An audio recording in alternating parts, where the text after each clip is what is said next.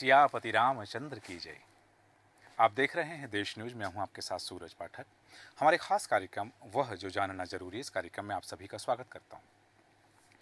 इस कार्यक्रम में जिस यात्रा में हम और आप हैं, चलो राम की ओर शने शने, ये यात्रा भगवान श्री राम के अलग अलग चरित्र से होती हुई श्री राम जी तक पहुंचने के, उनके चरणारविंद में नमन करने तक यह यात्रा हमारी निरंतर जारी है। आज इस यात्रा में हम जहां हैं वहां भगवान परशुराम जी, लखनलाल जी के बीच संवाद चल रहा है, राम जी के बीच संवाद चल रहा है। उस संवाद में क्या कुछ है, वो संवाद हमें क्या सिखाता है, इसी पर हम चर्चा करने वाले हैं। खास मेहमान हमारे साथ हैं, आपका परिचय कराते हैं। हमारे साथ हैं श्रद्धेय कथावाचक रमेश शर्मा जी, आपका बहुत स्वागत है देश न्यूज में। शिवन, हम जब बात कर रहे हैं, बाबा तुलसी लिखते हैं कि कौसुक सुनहु मंद है बालक, कुटिल काल बस निज कुल घालक। क्या लक्ष्मण जी अपने वंश के लिए कलंक थे कि भानुवंश राकेश कलंकु निपट निरंकुश अबोध असंकु? क्यों कहा परशुराम जी ने कि ये बालक अपने वंश के लिए कलंक के समान है? मैं चाहता हूं कि दर्शकों के लिए आप इसकी मीमांसा करें। देखिए, जैसा कि हम लोग चर्चा कर रहे हैं, बाबा तुलसीदास जी ने इस प्रसंग का विस्तार करके जो समाज को संदेश दिया है, ये परोक्ष रूप से इस कथा की सबसे बड़ी विशेषता ये है कि बाबा तुलसीदास जी ने अपनी ओर से कुछ नहीं कहा। जो भी कहा है, जो राम जी लीला कर रहे हैं, जो लक्ष्मण जी लीला कर रहे हैं और जो भगवान परशुराम जी लीला कर रहे हैं, उस लीला के माध्यम से ही उन्होंने समझाने की कोशिश की है। तो भगवान परशुराम जी ने जो 4 उपाधियां दी हैं, उनको कहा गया है कि जो कुटिल होते हैं, जो क्रूर होते हैं, जो जो क्रोध ज़्यादा करते हैं, ये इस तरह के ये जो बालक होते हैं, ये कहीं ना कहीं अपने कुल का नाश करने वाले होते हैं। उन्होंने लक्ष्मण जी को सामने रख करके जो बात की है कि जो कुटिल होते हैं, जो स्वार्थी होते हैं, जो कर्कश होते हैं, जो बड़ों का सम्मान नहीं करते, इसका अर्थ है कि भगवान परशुराम जी ने ये लीला करके समाज को ये संदेश दिया है कि हम अपने बच्चों को बालपन से इस बात का ध्यान रखें कि उनका आचरण कैसा है, उनका व्यवहार कैसा है। वो कहीं बहुत कुटिल तो नहीं है, बहुत क्रोधी तो नहीं है, कहीं ना कहीं ऐसा तो नहीं है कि बिना सोचे कुछ बोलने वाले हों, बड़ों का सम्मान अपमान करने वाले किस तरह के बालक हैं। तो कहीं ना कहीं पूरी रामचरितमानस में ये जो संस्कारों की शिक्षा दी है, तो परोक्ष रूप से भगवान परशुराम जी ने ये 4 उपाधियां दे करके ये समाज को संदेश देने की, लक्ष्मण जी को प्रत्यक्ष सामने रख करके ये समाज को संदेश देने की कोशिश की है कि ये जो दुर्गुण होते हैं, ये दुर्गुण का बालक अगर किसी परिवार में है तो उस वंश का वो नाश कर देता है। ये संदेश भगवान परशुराम जी ने समाज को दिया है। हम अपने बच्चों पर ध्यान रखें, ये बुराइयां हमारे बच्चों में तो नहीं है। ये संदेश है इस कथा का। बिल्कुल उत्तम बात आपने कही कि बालक में यदि क्रोध अधिक है तो वह कुल के लिए अच्छा नहीं होता है। बालक किसी का अपमान कर रहा है तो वह कुल पर कलंक के समान हो जाएगा। यहाँ जैसा आपने उल्लेख भी किया था कि लखनलाल जी जो हैं वो परशुराम जी के रोष को बढ़ा रहे हैं और परशुराम जी बार बार अपना रोष प्रकट कर रहे हैं, क्योंकि जैसा कि लखनलाल जी अगली अर्धाली में कहते हैं कि अपने मुँह तुम आपन करनी, बार अनेक भांति बहुबरनी, और नहीं संतोष त पुनि कछु कहा हो, जन रस रोक दुसह दुख सहे हो। कि आप अपनी करनी, अपनी गाथा बखान कर चुके और कुछ रह गया हो तो वो भी बखान कर दीजिएगा। उसको रोक करके अपने क्रोध को, अपने दुष्य दुख से, जनरस रोक, अपने रोष को रोक करके दुख ना सहे। तो यहाँ एक चीज यहाँ जरूर उल्लेख करती है कि जब बाबा तुलसी लिखते हैं कि वीर व्रती तुम धीर अछोबा, गारी देत न पावहु शोभा, तो यहाँ क्या परशुराम जी गाली दे रहे हैं, अशब्दों का उच्चारण कर रहे हैं, कोई ऐसी भाषा का प्रयोग कर रहे हैं कि वो लखनलाल जी को गाली जैसी लग रही? क्योंकि उन्होंने जो शब्द लिखे कि वीरव्रती, मैं चाहूंगा कि जो वीरव्रती हैं उनकी क्या परिभाषा होती है, और धीर अछोभा, ऐसे चरित्र के व्यक्ति के लिए गाली देने का जो बात कही कि गारी देत न पावहु शोभा, तो लखनलाल जी वास्तव में कहना क्या चाह रहे हैं? निश्चित रूप से यहाँ भी जो दोनों का संवाद है, जी। यहाँ पर भगवान परशुराम जी ने, जैसा कि हमने देखा है, उसमें उन्होंने कोई गाली नहीं दी है। तो लेकिन यहाँ लक्ष्मण जी के माध्यम से बाबा तुलसीदास जी ने ये संदेश देने की कोशिश की है कि जो वीर व्यक्ति होते हैं, जो धीर व्यक्ति होते हैं, उनका आचरण संयमित होता है, वो शांत रहते हैं और इसके साथ बोलने में कम बोलने वाले होते हैं, और सबसे बड़ी बात यह है कि अपनी प्रशंसा अपने मुंह से कभी नहीं करते। उनकी प्रशंसा सारा जग करता है, और जब वो कहते भी हैं, स्वयं की प्रशंसा को अहंकार माना गया है, स्वयं की प्रशंसा को कहीं ना कहीं विनाश का कारण माना गया है। ये बाबा तुलसीदास जी ने बिल्कुल यही संदेश इसी कथा में कुछ दिन थोड़ी पहले जो कामदेव और नारद जी के बीच में जो चर्चा हुई है, तो नारद जी को जो अहंकार वश उन्होंने अपनी प्रशंसा का वर्णन किया है, उसके कारण उनका तेज क्षीण हो गया था। तो यहाँ पर लक्ष्मण जी परशुराम जी को ये संदेश, परशुराम जी के माध्यम से समाज को ये संदेश देने की कोशिश कर रहे हैं कि वीर धीर लोगों को शांत रहना चाहिए, संयमित भाषा का उपयोग करना चाहिए, उत्तेजना और क्रोध, रोष से और आवेश से बचना चाहिए, क्योंकि आवेश जो होता है कहीं ना कहीं उनके व्यक्तित्व की गरिमा को खंडित करता है। तो ये जो दोनों की चर्चा है, जैसा कि मैंने कल कहा था, लक्ष्मण जी और परशुराम जी के बीच का संवाद वाल्मीकि रामायण में नहीं है। ये तुलसीदास जी ने इसको जो विस्तार से दिया है, वो कहीं ना कहीं पूरी कथा में वो विस्तार से देकर के समाज को संदेश देना है। समाज श्रेष्ठ बने, समाज श्रेष्ठ बने, परिवार श्रेष्ठ बने, कुल श्रेष्ठ बने। वो जो 4 उपाधियां परशुराम जी ने दी हैं, वो इस बात की दी हैं कि बच्चे कैसे हों, और फिर उसके प्रति उत्तर में लक्ष्मण जी ने जो बात दिया है, तो घर का मुखिया जो है, जो श्रेष्ठ जन है समाज का, उसका आचरण कैसा हो, ये संदेश बाबा तुलसीदास जी ने इन दोनों वार्तालाप में देने का प्रयास किया है। बहुत उत्तम बात आपने कही कि दोनों की भूमिका क्या हो, दोनों का व्यवहार कैसा हो, चाहे वो बालक हों या फिर घर के मुखिया हों, बड़े हों, श्रेष्ठी जन हों। यहाँ एक बात हम देखते हैं कि बाबा तुलसी जब लिखते हैं, गोस्वामी तुलसीदास जी अपनी अर्धाली लिखते हैं, चौपाली लिखते हैं या छंद और सोरठा लिखते हैं, तो उसमें कई बार एक विरोधाभास देखने में आता है। जैसा कि अभी पूर्व में आपने कहा कि जैसा कि लिखा कि भानुवंश राकेश कलंकु, कि ऐसे बालक जो हैं वंश के लिए घातक होते हैं। लेकिन यहाँ जब लिखते हैं कि परशुराम जी कह रहे हैं कि बाल विलोक बहुत मैं बाँचा, अब यह मरण हार भा साँचा। परशुराम जी का क्रोध है कि मैंने बालक समझ के अब तक बहुत माफ़ कर दिया, लेकिन अब इसका मरना निश्चित है। तब विश्वामित्र जी जो शब्द कह रहे हैं कि कौशिक कहा क्षमेय अपराधु, बाल दोष गुण गनहि न साधु, कि यहाँ अगर बालक दोष कर रहे हैं कि बच्चे में कोई गलती है, बच्चे त्रुटि कर, क्योंकि वहाँ एक बात थी कि जो कपटी या कुटिल होते हैं, असभ्य भाषा का प्रयोग करते हैं, तो उनके लिए जो बात कही कि बालक, ऐसे बालक जो हैं वो वंश के लिए कलंक होते हैं। यहाँ कह रहे हैं कि बाल दोष गुण गनहि न साधु। तो ये 2 अलग अलग तरह की बातें हमारे सामने आ रही है रामचरितमानस में इसी प्रसंग में। निश्चित रूप से यहाँ जो भगवान परशुराम जी का है, ये कहीं ना कहीं अपेक्षाकृत अधिक बड़ी चेतावनी देने की जो बातचीत हुई है, कि यदि बड़ों से वो डांट रहे हैं, वो समझा रहे हैं, उसके बाद भी अगर नहीं मानते हैं बच्चे, तो स्वाभाविक रूप से कहीं ना कहीं उनके प्राणों पर संकट आएगा। मोटे तौर पर भगवान परशुराम जी का जो चरित्र पुराणों में उल्लेख है और अन्य कथाओं में उल्लेख है, इतनी बातचीत वो कभी किसी से नहीं करते। ये जो यहाँ जो लंबा संवाद आया है, इतनी बातचीत नहीं करते। फिर जो लक्ष्मण जी ने भी उनसे कहा है कि आपको हथियार उठाने की आवश्यकता क्या है, आप तो शाप भी दे सकते हैं। तो मोटे तौर पर परशुराम जी के लिए किसी को दंडित करना केवल शस्त्र चलाना भर नहीं था, वो कहीं ना कहीं अपने वचन से भी, शब्द से भी दंडित कर सकते थे। तो यहाँ वो जो चेतावनी दे रहे हैं, वो चेतावनी समाज को इस बात का संदेश दे रहे हैं कि यदि बार बार समझाने पर, बार बार डांटने पर भी कोई बालक अगर ठीक मार्ग पर नहीं आता, तो मान करके चलिए वो अपने विनाश को आमंत्रित करता है, स्वयं के लिए, अपने परिवार के लिए।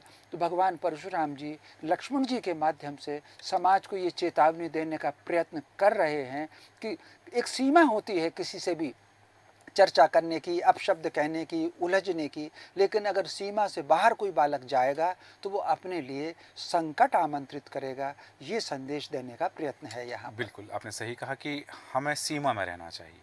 किसी से उद्दंडता हो रही है, उच्छृंखलता हो रही है, तो वह भी एक निश्चित मर्यादा में हो, एक सीमा में हो, लेकिन सीमा के बाहर यदि होगी तो वह दंडयोग होगा। यहाँ इसी प्रसंग में हम एक चौपाई का और उल्लेख करते हैं जहाँ संशय उत्पन्न होता है, क्योंकि यहाँ जब परशुराम जी और विश्वामित्र जी का संवाद हुआ, विश्वामित्र जी ने कहा कि बालक समझ करके क्षमा कर दीजिएगा। लखनलाल जी फिर कहते हैं कि लखन कहो लखन मुनि शील तुम्हारा, को नहीं जाने विदित संसारा, कि आपका शील और आपका स्वभाव जो है वो तो पूरी दुनिया जानती है। और इसके बाद जो शब्द बाबा तुलसी लिख रहे हैं कि मात पितहि ऊरण भय नीके, गुरु ऋण रहा सोच बड़ जी के, कि हम जानते हैं कि इस जगत में जो भी है अवतारी भी हैं, तो चाहे वो भगवान श्री राम ही हों, भगवान श्री कृष्ण ही हों, जितने भी अवतार हुए हैं, लोग कहते हैं कि माता और पिता के ऋण से कोई ऊरण नहीं होता। कई बार कहा जाता है कि यदि बहुत अथक प्रयास किए जाएं तो पिता के ऋण से एक बार ऊरण हो सकते हैं, किंतु माता के ऋण से कोई ऊरण नहीं होता। तो यहाँ परशुराम जी के लिए लखनलाल जी जो कह रहे हैं कि माता पिता ही ऊरण भय नीके और गुरु ऋण रहा सोच बड़ जी के, जो अवतारी, जो व्यक्ति, जो श्रेष्ठी माता का ऋण उतार सकते हैं, माता का ऋण चुका सकते हैं, वो गुरु का ऋण क्यों नहीं दे पाए? वो कौन सा ऋण था?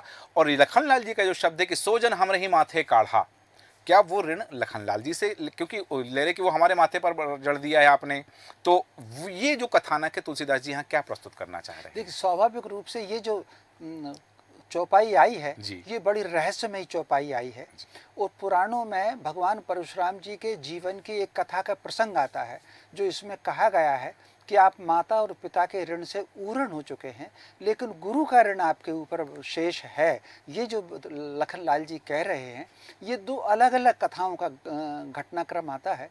एक प्रसंग आता है महर्षि जमदाग्नि के आश्रम का, जिन दोनों भगवान परशुराम जी शिव जी की तपस्या करने के लिए कैलाश पर गए हुए थे नारद जी के सुझाव पर, उन दिनों दासराज युद्ध हुआ।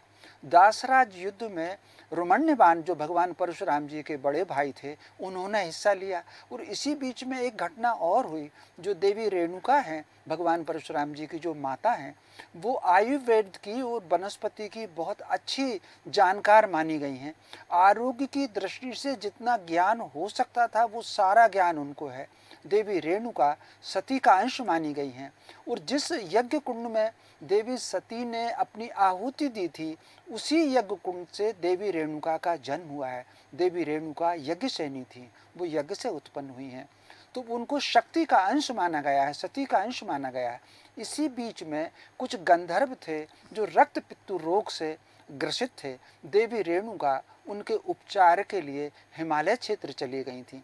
जब देवी रेणुका हिमालय क्षेत्र गई, उसी समय दासराज युद्ध हुआ। वो 10 राजाओं का एक युद्ध था। उसमें एक सेनापति के रूप में भगवान परशुराम जी के जो ज्येष्ठ भ्राता थे रुमण्यवान, उन्होंने हिस्सा लिया और उनका उसमें वो वीर गति को प्राप्त हुए, बलिदान हुआ या वो देवलोक को चले गए। तो कहीं ना कहीं इन दो घटनाओं से महर्षि जमदाग्नि का आश्रम उजड़ गया था। क्योंकि जब रक्त पित्तुओं के, चूँकि ईश्वर की लीला थी, वो रक्त पित्तुओं के लिए उपचार के लिए जब गईं, तो वहाँ पर उन्होंने निर्णय किया था या तो ये स्वस्थ हो जाएं या दिवंगत हो जाएं, तब मैं यहाँ से चलूँ। कई संदेश महर्षि जमदाग्नि ने भेजे, लेकिन माता वहाँ से आ नहीं रही थी। वो सोच रही थी या तो स्वस्थ हों, ये प्रभु की लीला थी। इसी बीच में जब शिव जी से तपस्या करके भगवान परशुराम जी अपने आश्रम में लौटे, तो उन्होंने आश्रम को बहुत उजड़ा हुआ देखा। क्योंकि बड़े पुत्र के निधन के कारण जमदाग्नि जी बहुत विक्षुब्ध थे। एक प्रकार से उन्होंने सारा काम बंद कर दिया था। माता भी वहाँ नहीं थी। जब वो पिता को प्रणाम किया, पिता ने कहा जा माँ को ले आ। तब भगवान परशुराम जी हिमालय पर्वत गए। वो मंदिर आज बना हुआ है हिमालय क्षेत्र में। गए तो माँ ने यही कहा कि मैंने सब सुना हुआ है, मैं कैसे चलूँ यहाँ से, या तो ये स्वस्थ हों या दिवंगत हों, मैं इनको अधूरा छोड़ करके नहीं जाऊँगी। तब वहाँ पर भगवान परशुराम जी ने, जो उनके पास परशु था, भगवान शिव का दिया हुआ था, वहाँ उन्होंने धरती पर मारा। वहाँ जल तालाब प्रकट हुआ। उस तालाब का जल उन्होंने भगवान शिव का नाम लेकर के वो जो 16 रक्त पित्तु थे उनको पिलाया और वो स्वस्थ हो गए। जब स्वस्थ हुए तो देवी रेणुका लौटी। देवी रेणुका लौटी, उस आश्रम को एक प्रकार से पुनः वो जागृत हुआ और फिर सारा हुआ। तो उसी दिन भगवान माता ने कहा कि तूने मुझे फिर से मेरा घर दिया हुआ है। और पिता ने कहा तूने इस आश्रम को पुनर्जीवित किया है, तू माता और पिता के ऋण से ऊरण है। एक और कथा आती है कि किसी कारण से, यद्यपि वो कथा बहुत विश्वसनीय नहीं है, लेकिन फिर भी ये कथा आती है कि किसी कारण से महर्षि जमदाग्नि ने अपनी पत्नी देवी रेणुका के शिरच्छेद का आदेश सभी पुत्रों को दिया, किसी पुत्र ने नहीं माना। तो जब नहीं माना तो वो सारे दिवंगत हो गए। अंत में परशुराम जी ने पिता के आदेश का पालन किया और फिर उन्होंने मांगा कि तू वरदान मांग ले। तब उन्होंने माँ और अपने भाइयों का जीवन मांगा।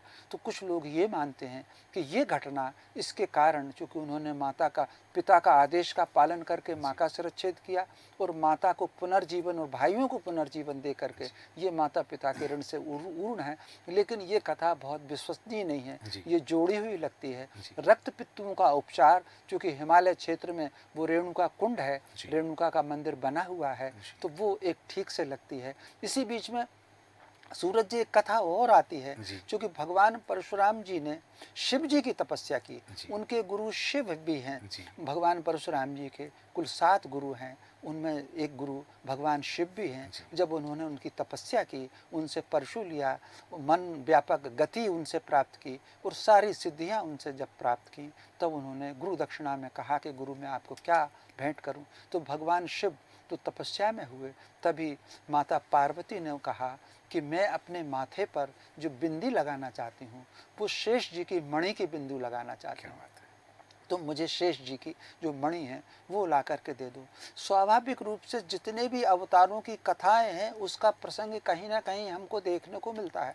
तो जब भगवान परशुराम जी शेष जी के पास गए और उन्होंने शेष जी से मणि प्राप्त करने के लिए बाण मारा, उस बाण से शेष जी थोड़े घायल तो हुए, लेकिन उन्होंने बहुत विष की फुफकार भगवान परशुराम जी को दी, तो वो पीछे हट गए। तो कुल मिलाकर के वो मणि लेकर के नहीं आ पाए, वो ऋण रह गया था। तो ये चूंकि लक्ष्मण जी शेष जी के ही अवतार हैं, तो शेष जी के अवतार हैं, तो लक्ष्मण जी ने व्यंग में यही कहा है कि माता और पिता के ऋण से तो आप ऊर्ण हो गए हो, गुरु का ऋण आपके ऊपर रह गया है। चूंकि आप मेरे शेष की मणि लेना चाहते थे, अतएव आज आप जो कह रहे हो मेरा वध करने की, मुझे मारने की जो कह रहे हो, मुझे लगता है कि आप गुरु ऋण से मुक्त होने के लिए मेरे मारने की बात कह रहे हो। ये व्यंग जो उन्होंने किया है, इस कथा का ये रहस्य है सूरज जी। बहुत उत्तम बात आपने कही कि यह कथा जो है कि बाबा तुलसी ने यदि लिखा है, क्योंकि बाबा तुलसी ने 664 शास्त्रों का अध्ययन किया था रामचरितमानस लिखने से पहले, और अलग अलग पुराणों का, शास्त्रों का, ग्रंथों का, वेदों का अध्ययन करने के बाद बाबा तुलसी ने रामचरितमानस की रचना की। अब ये जो कथा है कि उन्होंने साधारण शब्दों में लिखा है कि मात पिता ही उरण भय नीके, गुरु ऋण रहा सोच बड़ जी के, सोजन हमरे ही माथे काढ़ा, दिन चल गए ब्याज बहुबाड़ा, अब या न हो बेवहरिया बोली। तो ये इन 2 चौपाइयों में एक पूरी कथा छिपी है, एक पूरे पुराण का दृष्टांत छिपा है। ये जो बात आपने कही, बहुत उत्तम बात कही। और यहाँ लक्ष्मण जी परशुराम जी का संवाद तो चल ही रहा है। लखनलाल जी उनके क्रोध को उकसा रहे हैं, उनके रोष को उकसा रहे हैं, उन्हें और गुस्सा दिला रहे हैं, और परशुराम जी बार बार कह रहे हैं कि बालक समझ करके मैं तुम्हारा वध नहीं कर रहा हूँ। फिर भगवान श्री राम का यहाँ प्रवेश होता है लक्ष्मण और परशुराम जी के संवाद के बीच में, और राम जी बड़ी विनम्रता से जब कहते हैं कि जो लरिका कछु अचगर करही, गुरु पित मात मोद मन भरही, करे ही कृपा शिशु सेवक जानी, तुम समशील धीर मुनि ज्ञानी। यहाँ राम जी उनकी तारीफ कर रहे हैं। और हालांकि जब उनकी तारीफ की है तो बाबा तुलसी ने लिखा है कि उन्होंने कहा है कि राम जी के वचन से भगवान परशुराम जी का जो है कुछ राम वचन सोने कछु को जुड़ाने, कुछ शांत हुए, और फिर लखनलाल जी मुस्काए तो वो फिर क्रोधित हो गए। तो ये जो प्रसंग है कि बड़े भैया जो हैं वो बड़ी विनम्र वाणी में उनकी तारीफ कर रहे हैं, और जो छोटे भैया हैं लखनलाल जी वो बार बार उनको उकसा रहे हैं। ये क्या समझा जाए इस चरित्र को? स्वाभाविक रूप से जैसा कि हम लोग चर्चा कर रहे हैं, बाबा तुलसीदास जी ने राम जी को एकदम हस्तक्षेप राम जी से कराया। जब लखनलाल जी की और परशुराम जी के बीच की तनाव की बात एकदम मान करके चली कि पराकाष्ठा पर पहुंच गई, किसी प्रकार लक्ष्मण जी शांत नहीं हो रहे थे। तो चूंकि उनको वो जो स्मरण था कि पिछली जब वो मणि के लिए गए थे तो जो तीर मारा था, जो वो कष्ट उनको हुआ था उस तीर का, तो उस तीर के बदले वो अपने वाक तीर परशुराम जी पर छोड़ रहे थे, वो उसकी समाधान कर रहे थे। तो यहाँ पर वो जो वर्णन किया गया है कि जो वीर लोग होते हैं वो धीर होते हैं, शांत रहते हैं, तो भगवान परशुराम जी और लक्ष्मण जी के संवाद में बाबा तुलसीदास जी ने राम जी को एकदम हस्तक्षेप कराया। यहाँ 2 प्रकार का संदेश है। एक तो अगर कहीं पर कोई विवाद हो रहा है तो बड़ों को हस्तक्षेप किस प्रकार करना, वो जो हस्तक्षेप किया है राम जी ने, कहीं ना कहीं उन्होंने लक्ष्मण जी और परशुराम जी के संवाद को रोकने के लिए, उसको शांत करने के लिए राम जी ने हस्तक्षेप किया। और जो बड़े लोगों की, धीर लोगों की, वीर लोगों की जो भंगिमा होती है, तुलसीदास जी ने बिल्कुल राम जी की उसी भंगिमा का वर्णन किया। वो वर्णन करके राम जी ने परशुराम जी से प्रार्थना की है कि आपका अपराधी तो मैं हूँ, ये धनुष तो मेरे हाथ से टूटा है, यदि आपको कुछ दंड देना है तो आप मुझे दंड दीजिए, मैं हूँ आपका दंड लेने के लिए। तो जैसे ही उन्होंने कहा तो भगवान उनकी बात सुन कर के परशुराम जी के मन में थोड़ा सा संतोष हुआ, उनको लगा कि ठीक है। लेकिन जैसे ही हुआ, उनके संतोष को देख करके लखनलाल जी फिर मुस्कुरा दिए। लखनलाल जी मुस्कुरा दिए तो वो जो भगवान परशुराम जी का रोष था, जो नीचे जा रहा था, वो एक बार फिर उठाया और एक बार फिर उठ करके फिर उन्होंने ये दोनों राम जी के बारे में भी ये कहा कि तुम दोनों भाई जो है वो इस प्रकार के हो, तुम विनम्रता के साथ साथ एक इस तरह का मेरे साथ व्यवहार कर रहे हो, लक्ष्मण ऐसा कर रहा है। वो फिर उन्होंने आगे चल करके कुछ और बाकी भी कहे हैं। बिल्कुल, बहुत उत्तम बात आपने कही कि यहाँ लखनलाल जी उनके रोष को बढ़ा रहे हैं, राम जी उनके रोष को शांत कर रहे हैं। हालांकि उन्होंने कहा कि राम तोर भ्राता बड़ पापी, इस तरह के शब्दों का भी जो प्रयोग किया है परशुराम जी ने। और हालांकि ये प्रसंग ऐसा है जिस पर निरंतर बृहद चर्चा हो सकती है। इस प्रसंग की, इस संवाद की एक एक अर्धाली, एक एक चौपाई में अनेक कथाएं, अनेक दृष्टांत छिपे हैं, साथ ही समाज के संदेश भी बहुत छिपे हैं। लेकिन अब चूंकि समय की सीमा है तो भगवान परशुराम और लखनलाल जी का संवाद, राम जी का संवाद, कल हम उस स्थिति में बात करेंगे कि जब परशुराम जी के मन का संशय मिटता है और वो राम जी को ब्रह्म कैसे मान लेते हैं और कैसे राम जी उनके क्रोध को शांत करते हैं। और फिर क्योंकि जो प्रसंग आता है कि भगवान परशुराम जी ने राम जी की वंदना की है। यहाँ एक बार जहाँ राम जी ने कहा था कि मैं आपका दास हूँ, कि शिव धनुष तोड़ने वाला भी कोई शिव प्यारा ही होगा, और उन्होंने कहा कि मैं आपका दास हूँ। यहाँ उसके बाद में जब परशुराम जी राम जी की वंदना करते हैं, उस प्रसंग में हमें क्या सीखने मिलता है, क्योंकि वो बहुत महत्वपूर्ण है कि लक्ष्मण और राम जी के और साथ परशुराम जी के संवाद का वह जो प्रसंग है वह बहुत सारी चीज़ें हमें सिखाता है। कल हम उस पर चर्चा करेंगे। आपका बहुत धन्यवाद, बहुत आभार हमारे दर्शकों को सारगर्भित जानकारी देने के लिए, स्टूडियो आने के लिए। और जिस तरह से श्रद्धेय कथावाचक रमेश शर्मा जी ने कहा कि भगवान श्री राम जिस तरह से उनकी प्रशंसा कर रहे हैं, तो वह एक सीख है। लखनलाल जी के विषय में जो बात आई कि वो लखनलाल जी के बारे में कह रहे हैं परशुराम जी की बालक जान बधई नहीं तो ही, कि बालक पर किस स्तर तक, किस हद तक दया करनी चाहिए, वो कितनी कटुबाणी कर रहे हैं और कितनी तरह से उनको चिढ़ा रहे हैं, उच्छृंखलता कर रहे हैं, या कई बार उद्दंड भाषा का भी यहाँ बाबा तुलसी ने उल्लेख कर दिया है। लेकिन तब भी परशुराम जी अपने क्रोध की, अपने रोष की उस पराकाष्ठा को पार नहीं कर रहे हैं। ये हमें शिक्षा मिलती है। कल लक्ष्मण, श्री राम जी और परशुराम जी के संवाद का जब अंत होता है तब हमें क्या सीखने मिलेगा, इस पर हम चर्चा करेंगे। आप बने रहें देश न्यूज़ के साथ। सियापति रामचंद्र की जय।